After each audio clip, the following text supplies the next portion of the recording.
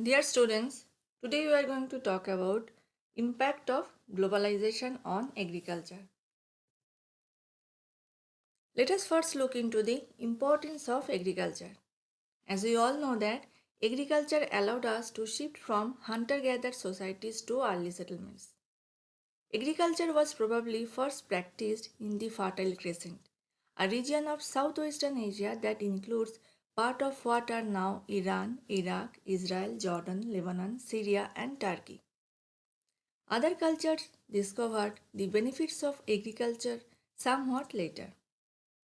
Agricultural production has, over the years, transformed from subsistence farming to more intensive commercial farming, which played a significant role in addressing food shortages in developing countries. Although industrial farming has helped to feed more people around the world, it has brought harm to both people and the planet as a whole. In this lecture, we will learn about what is industrial agriculture, its impact on the nature, and the probable way out. So let us first talk about what does the modern industrialized agriculture refer to. Industrialized agriculture is heavily dependent on the use of agricultural machinery. Mechanization plays a key role in large-scale industrial agriculture by intensifying the crop production and improving the efficiency of post-harvest handling, processing, and marketing operations. There are several stages in agriculture, like agricultural fields must be plowed, planted, irrigated, weeded, protected from pests, harvested, and then prepared for the next season. Most of this work is less costly when it's done with machine than with human labor. So mechanization allows for farms to be more economically profitable. But not necessarily this industrial agriculture is better off for the natural environment. The first thing that we need to understand that all agriculture, be it traditional or the so-called modern, does an annual disturbance in the environment in the following way. You plow the field and turn over the soil.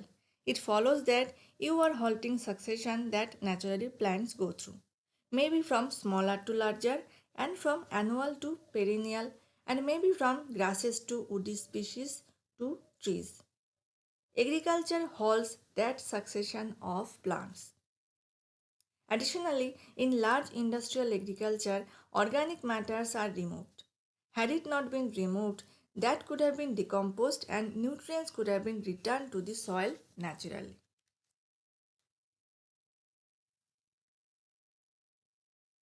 Was there any need for industrial agriculture? Norman Borlaug, an American scientist known as the father of the Green Revolution and is credited with saving over billions of people from starvation and received Nobel Peace Prize in 1970. Green Revolution led to significant crop output through increased inputs of fertilizer, water and some plant breeding. It is true that industrial agriculture has had great success in producing abundant, low-cost food and world hunger has been declining for decades and food production per capita has increased since 1960s. But this success has come with a cost like unsustainability and the unintended effects of the whole system. In this technique of agriculture, there are some advantages and disadvantages. But above all, the disadvantages outweigh the advantages. Therefore, let us look into the negative impact of industrial farming on the environment. First, we are going to talk about energy input. A great deal of energy in the large-scale farming goes into growing, irrigating, fertilizing, harvesting, transporting, processing, and preparing food. Natural insects and other organisms are there. Hence, toxic pesticides are applied. Do you know how these pesticides or fertilizers are manufactured? Basically, they are mostly coming from fossil fuel. Production of fertilizers is an energy intensive process because it requires large amounts of fossil fuel. Nitrogen fertilizer production uses large amounts of natural gas and some coal and can account for more than 50% of total energy used in commercial agriculture. Therefore, food production will remain significant contributor to anthropogenic greenhouse gas emission. Running tractors on the farms too involves consumption of fossil fuel and contribute to energy subsidy of those food items. That's not all. Pumping water, if there's a lot of irrigation, that's going to involve using electricity coming from the fossil fuel. Once we are done with the entire process of food production, next comes shipping of foods. Shipping foods, especially if it is transported by airplane, or the foods must be kept refrigerated or frozen, has its own carbon footprint. All the shipping costs need to be taken into account when we do estimate the energy subsidy. So what is called energy subsidy? What does it mean by energy subsidy? When you consider any kind of agricultural method, it's important to talk about the amount of energy that is required for each calorie of food produced. And this total energy that is consumed in the entire process is known as energy subsidy. So for example, when growing corn, there might be 4 calories of fossil fuel energy expended to yield 1 calorie of corn. The energy subsidy for conventionally grown corn we say is 4 calories. And that's for the entire process including the tractors, irrigation, fertilizers and the pesticides and all the energy inputs. All the fossil fuel energy inputs that go into growing that corn. Meat has higher energy subsidy than plant-based crops like for example tomatoes, lettuce, etc. So each different food items and the way it's grown, all factors are included in a given energy subsidy. The average American diet in United States required 10 calories of energy for every calorie consumed. So here in this slide, breakdown of energy used in major domestic crop production is shown. Next, second factor that goes against environment is emission of greenhouse gases like methane, nitrous oxide. Now the question is, how do these gases are produced in the agricultural field? Irrigation, if not done properly, can lead to waterlogging. And waterlogging happens when soil remains wet or underwater for prolonged period of time. Waterlogging hampers the growth of the roots because roots can't get enough oxygen and thus waterlogging leads to anaerobic respiration in the soil in presence of anaerobic bacteria which results in the emission of greenhouse gases like nitrous oxide, methane. Salinization. Another thing that happens with intensive irrigation is what is known as salinization. How does it happen?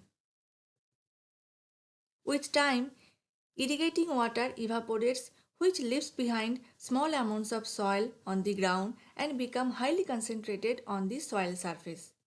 And salinization happens. Even those salts can reach to toxic levels in the soil. Intensive irrigation also reduces the availability of water for other purposes like we need for drinking or for industrial purposes or whatever else it might be because intensive irrigation takes the water out of the ecosystem at a pace which is much higher than nature can regenerate. And so your ecosystem services may not be delivered as great abundance as it is supposed to be if you are diverting a lot of water for irrigation. Next, monoculture. Industrial agricultural system does not provide habitats for wild plants and animal species which results in ecological imbalance. For instance, when a wetland is filled and transformed into an agricultural land, it leads to loss of habitat for aquatic animal and plant species. Therefore, destruction of wetlands implies that some animal and plant species are likely to get extinct. But to meet the demand for food and other agricultural products, intensive monocultures were introduced which require large-scale clearing of natural habitats. Let me explain it by citing two cases among many others of deforestation to create new agricultural land. In 2010, the European Union approved the use of palm oil as the part of their renewable energy plan, resulting in the opening of numerous palm oil plantations in Malaysia and Indonesia, where lowland rainforests are converted into oil palm plantation. Another such example is Brazilian savanna. Brazil's savanna is known as the Cerrado. It covers over 20% of the nation's territory and has been facing severe deforestation due to significant soy, corn, and meat production. Now, the question is why soy production is such a pressing matter? Because soy is used domestically as animal feed and as a biodiesel energy crop. It is noteworthy that soil is Brazil's most important and profitable export, thereby earns foreign currency as well. Nevertheless, coming to our discussion. This ongoing habitat loss due to deforestation threatens many species and entire ecosystem. Expanding palm oil plantations in Indonesia and Malaysia, for example, pose the most significant threats to endangered megafauna including the Asian elephant, Sumatran rhinoceros, and tigers. Additionally, burning of forests to make room for the crop is also a major source of greenhouse gas emissions. Green Revolution and Monoculture.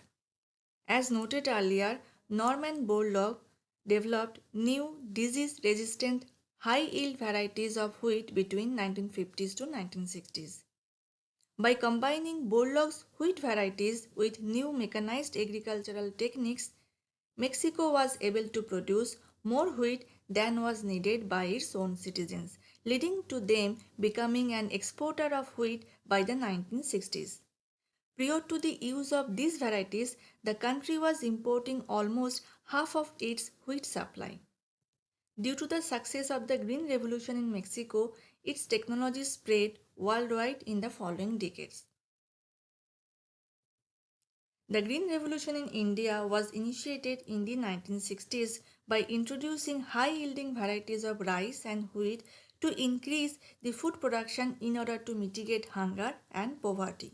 In 1960s, Borlaug and the Ford Foundation developed a new variety of rice, IR8, that produced more gain per plant when grown with irrigation and fertilizers. Today, India is one of the world's leading rice producers.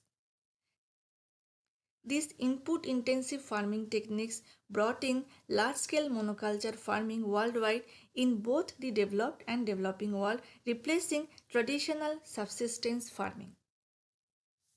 So what is known as input-intensive monoculture farming? The input-intensive monoculture farming requires a large range of industrial inputs like farming machinery, fertilizers, pesticides, irrigation equipments, seeds, and of course a good amount of capital to have all these inputs. In this context, we will talk about the seed suicide in India later in this lecture. Commercial agriculture typically uses monocultures where large, even-spaced rows with one species.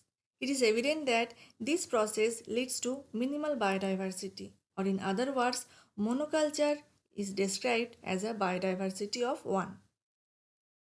But monoculture has another advantage over traditional farming, that large areas of land are planted, treated, and harvested all at the same time. But despite its success, monoculture has its downside as well. In the next few slides, we are going to explore them all. First of all, monoculture makes crops more vulnerable to pest invasion. Why is it so? A large expanse of the single crop species represents a vast food supply for a pest that specializes on that one crop. So monocropping makes plants more vulnerable to insects and other pests. Secondly, monocropping can lead to more soil erosion than mixing different species of crops. Since a large area is harvested all at the same time, a large portion of the soil remains uncovered and unprotected for an extended period of time, which could lead to water or wind erosion of the soil. The third point is the application of huge amounts of fertilizers to increase the yield. Hence, along with pesticides, fertilizer is another thing that you see in great abundance on large industrial farms. It is quite clear that when you take away the crops, organic matter and nutrients are removed from the soil. And these lost nutrients get back to the soil through fertilizers that contain primarily nitrogen, phosphorus, potassium, and these are often referred to as NPK.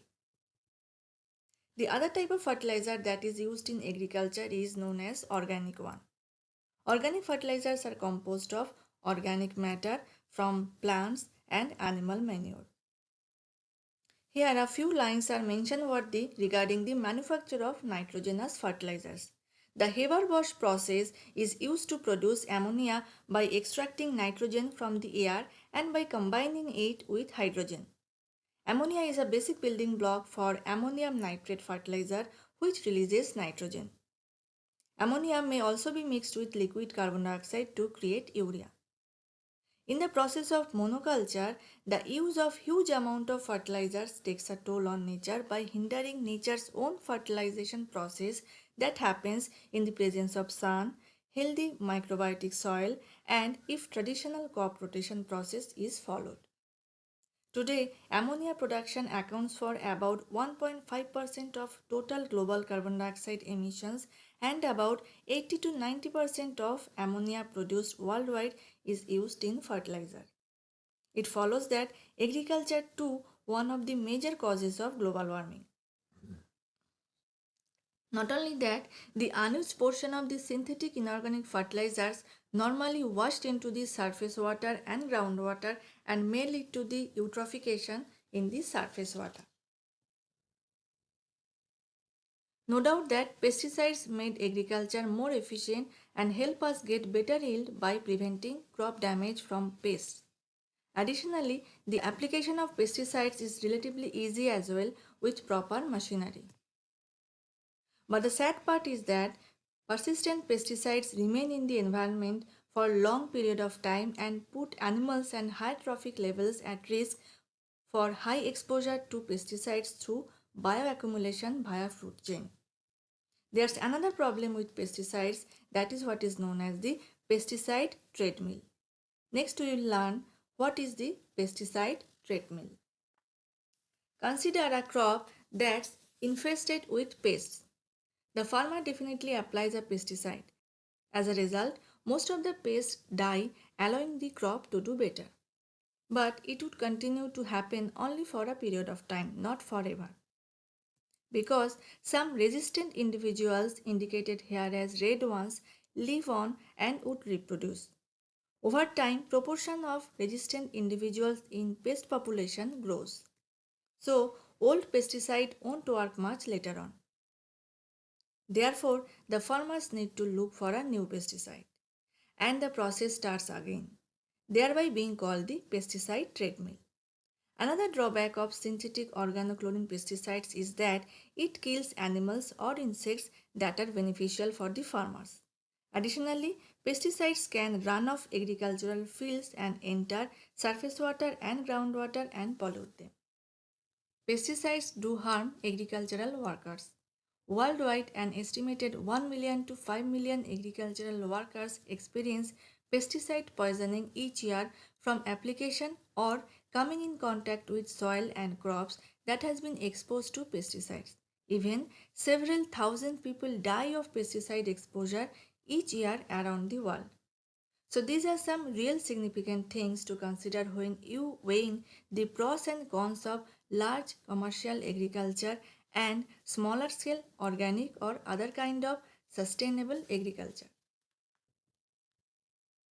By now, you understood that monoculture is an agricultural practice which involves the cultivation or production of a single crop over a wide area for several consecutive years.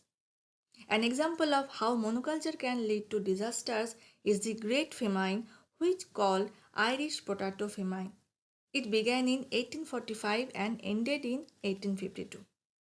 It happened 100 years before the Green Revolution took place. But we did not take a lesson from the past. The infestation ruined up to one half of the potato crop that year and about three quarters of the crop over the next 7 years. Irish people relied heavily on the potato as a source of food. It is said that due to the lack of genetic variation in Irish potatoes, the entire potato plants got infected by a particular pathogen that caused the widespread devastation of potato crops and took the lives of at least 1 million people and triggered a mass emigration. Giving another example of fungal disease that caused devastation by ruining banana plants because banana plants are a monoculture and they can be attacked by the pest. The pest is called Fusarium wilt, is popularly known as the Panama disease and afflicts banana plants. The disease is so deadly that the plant dies. If one plant gets it, then it is most likely that the entire plantation can be wiped out, and this devastation outbreak can ruin farmers for having no income in that season. In 2017, such a major disease outbreak was reported from Uttar Pradesh and Bihar. Now the question arises, knowing the adverse consequences to the environment, why do we still see so much monoculture? The answer is as follows. Farmers today feed more people than ever, so they grow as many crops as possible each season. Since it's so much easier for farmers to grow same kind of crops in a monoculture than many types of polyculture, we see a lot of monoculture in today's world. As noted earlier, monoculture crops are prone to pests and disease unless large amount of pesticides are applied. Multinational corporations like Monsanto, DuPont, Cargill, and others gains vast sums in corporate profits by selling these agrichemicals plus higher yielding seeds. The new Bayer Monsanto is one of the world's largest agricultural corporation, holding one third of the global market for commercial seed and a quarter of the market for pesticides. In 2015, Bayer and Monsanto had a turnover of 25.5 billion US dollar and a profit of 5 billion US dollar. Giving another such example of Hochest, a German MNC, manufacturers of pesticides. They gather different kinds of seeds from various developing countries and converts them into HYV, high yielding variety. These are then resold to the countries of origin along with the pesticides and fertilizers. Just think for a second. So, what is the driving force behind the farmer suicide in India? Like I said before, monoculture farming is a capital intensive process because in order to have increased crop yield, proper inputs are a must.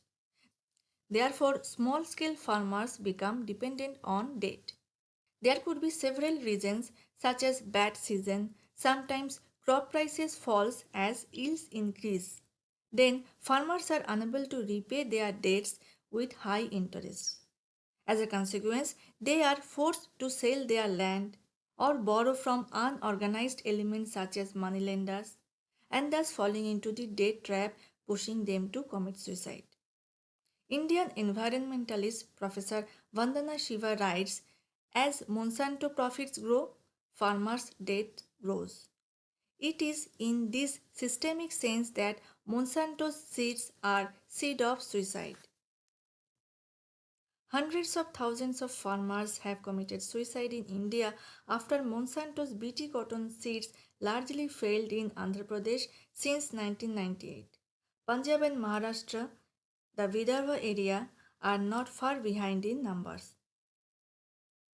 A major portion of India's corn seed is now controlled by Monsanto in partnership with an Indian company, Mahaiko.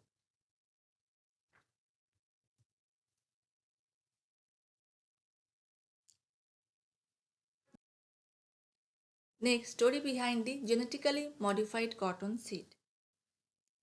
Seeds, which had been the farmers' common resources, became the intellectual property of Monsanto through patents on seed by them, for which it started collecting royalties, thus raising the cost of the seeds. Bacillus thuringiensis, in short BT, a naturally occurring bacterium in soil that has insecticide properties. In 1995, Monsanto produced genetically engineered cotton seeds with the BT protein. This hybrid variety of cotton, known as BT cotton or GM cotton seed, to be effective against the insects, particularly the bollworms. This is how gradually open pollinated cotton seeds were displaced by GM hybrids. That is, a renewable resource became a non renewable patented commodity. Not only that, cotton, which had earlier been grown as a mixture with food crops, now had to be grown as a monoculture, thereby destroying biodiversity.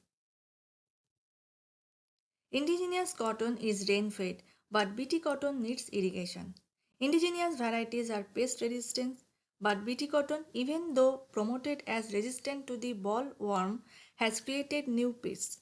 And to control those new pests, farmers are using 13 times more pesticides than they were using prior to introduction of BT cotton.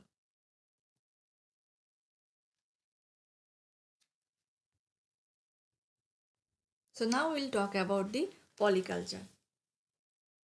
Polyculture is the agricultural practice of producing more than one crop in the same space at the same time.